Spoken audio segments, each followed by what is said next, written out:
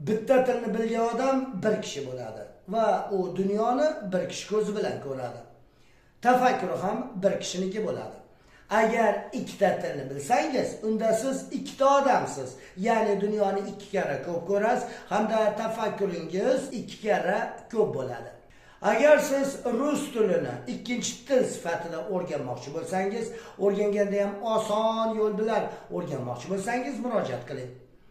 Shu yilning may, iyul oylarida men Qarshi shahrida faoliyat yurgizaman va xohlaganlarga rus tilini grammatikaga chuqur kirmasdan o'rgataman. Siz 93lik kod bilan 920 raqamli telefonga qo'ng'iroq qiling yoki telegrammasiga yozing. Agar ulgurmagan bo'lsangiz, hoziroq shoshiling, chunki joylar chegaralangan va istovchilarga gruppa to'lib bo'lmoqda. Ikkita odam ko'zi bilan qarashga harakat qiling.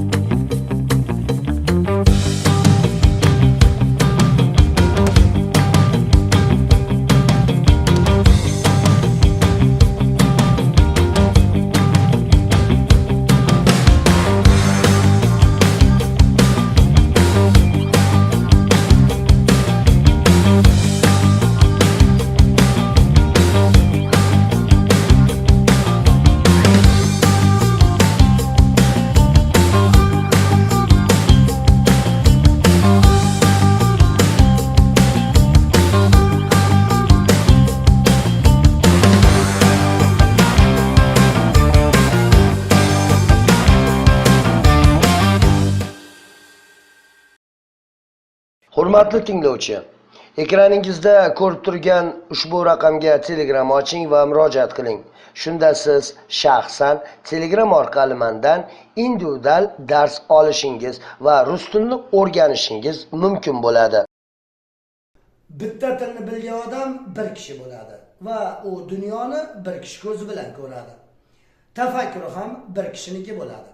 Agar ikkita tilni bilsangiz, unda siz ikkita odamsiz. Ya'ni dunyoni ikki karra ko'p ko'rasiz hamda tafakkuringiz ikki karra ko'p bo'ladi. Agar siz rus tilini ikkinchi til sifatida o'rganmoqchi bo'lsangiz, o'rganganda ham oson yo'l bilan o'rganmoqchi bo'lsangiz, murojaat qiling.